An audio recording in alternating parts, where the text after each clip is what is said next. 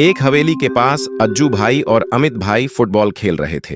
पहले अज्जू भाई की बारी थी और वो बड़े मस्त होकर खेल रहे थे। खेलते खेलते अज्जू भाई फुटबॉल को जोर से मार देते हैं और गेंद सीधा हवेली के एक कमरे में चली जाती है। दोनों हैरान हो जाते हैं। अज्जू भाई और अमित भाई के पास सिर्फ एक ही बॉल थी और नई बॉल खरीदने के लिए पैसे नहीं थे, इसलिए वो हवेली के अंदर जाकर बॉल लाने का फैसला करते हैं। धीरे धीरे दोनों हवेली की सीढ़ियां चढ़ने लगते हैं। ऊपर जाकर देखते हैं एक कमरे से एक भूतनी निकलकर दूसरे कमरे में जा रही है। दोनों डर के मारे वहीं रुक जाते हैं। अचानक भूतनी उनके सामने प्रकट हो जाती है और सीधा अमित भाई को मार डालती है। अज्जू भाई ये सब देखकर वहां से भाग जाते हैं। भागते भागते वो हवेली की एक बालकनी में पहुंचते हैं और तुरंत अपने दादाजी को कॉल लगाते हैं। अज्जू भाई के दादाजी एक बहुत बड़े तांत्रिक होते हैं। अज्जू भाई घबरा कर बोलते हैं, दादाजी हवेली में जल्दी आइए, भूतनी ने अमित भाई को मार दिया। कॉल रखते ही भूतनी वहां आ जाती है और अज्जू भाई को भी चाकू से खोप खोप करके मार डालती है। जैसे ही दादाजी को खबर मिलती है, वो अपने खटारा बाइक पर हवेली की ओर निकल पड़ते हैं। बाइक से उतरते ही दादाजी दौड़ते हुए हवेली में घुसते हैं। वो देखते हैं अज्जू भाई और अमित भाई